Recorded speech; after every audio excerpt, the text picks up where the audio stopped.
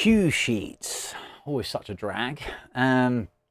We've basically got a function here that's kind of work in progress. Probably going to do a few more things to it. This is completely Clelson's handiwork, and like you just pop this into there and just said, "Oh, by the way, what do you think of this?" It's like, oh God, this is genius, and yeah, it could be a real time saver. So filling out cue sheet data is always a bit of a pain.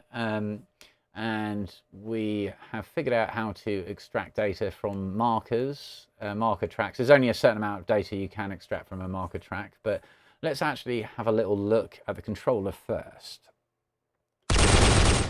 Okay, so I'm going to hide the camera for a second, and down here in the favorites panel, we have visibility. Sorry, my bad, project.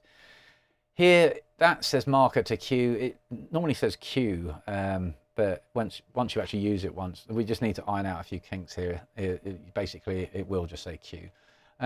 If I click on that, it brings up this box to open a file. I'm just showing you this before. I'm not jumping ahead of the gun. I'm just explaining this is what has to happen. Like when you're in Cubase, you export a track, and the marker track will export as an XML file.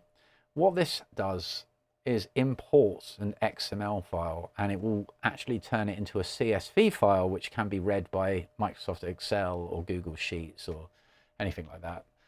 So now I've shown where the button is, let's actually go into Cubase. And here are some markers that I've just roughly made. Cycle markers are essential for this. You can use normal markers, but normal markers are just one marker. Cycle markers actually have an in and out point, so it will give you an actual time code in and a time code out. And just for demonstration purposes, I've actually created a few markers and a few cycle markers. So let's just pretend that these are cues, and these are I don't know, hit points or whatever. And I've named them first frame hit point, 1M1, 1M2, 1M3, and end. So in the touch screen, or just by using the menu up there, if we go to export and then export selected track, hit OK.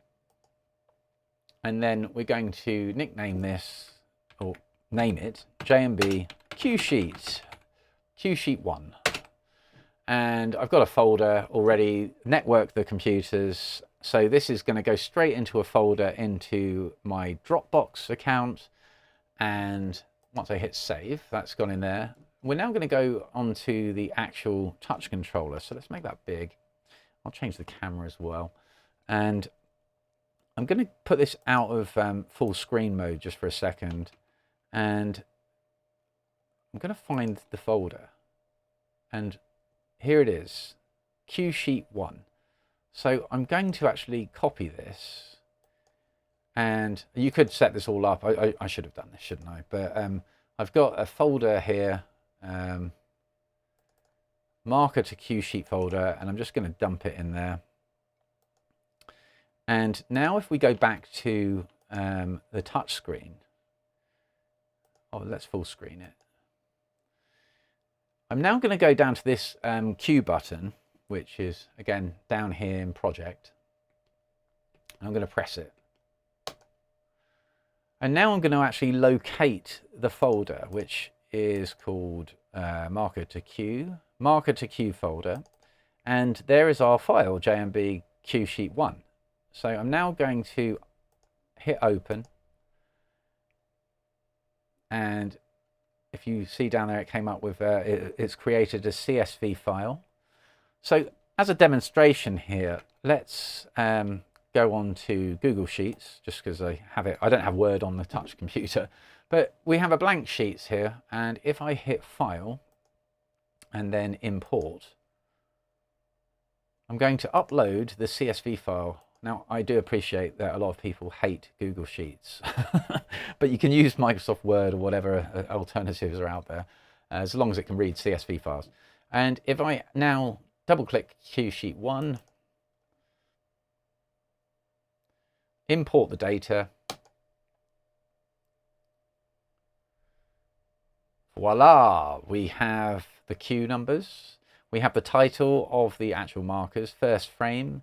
Obviously, that's a single marker, so the time code in is exactly the same as the time code out, and the duration, it tells us duration in time code and duration in milliseconds. Hit point is exactly the same. Yeah, it's just another single marker, but here, these are cycle markers, and that shows the time code in and time code out, shows the duration and in both time code and milliseconds, and it's done it for each of these, and then that's a single marker, and it tallies up the total time code and in milliseconds as well. I think Clelson's going to add project name as well, so it's kind of like a prototype, but this could be quite useful. But basically, I should have set it up so it was automatic and it goes into a folder on my touch computer and stuff, you know, because you do have to physically generate the XML file on the DAW machine, and it has to go onto the touch PC. So there is that. There is a tiny bit of manual work, but man, compared to actually figuring out all the time code in and outs and stuff, that should be quite a decent time saver. But yeah, so that is what we've nicknamed Cue Sheet. On to the next video then.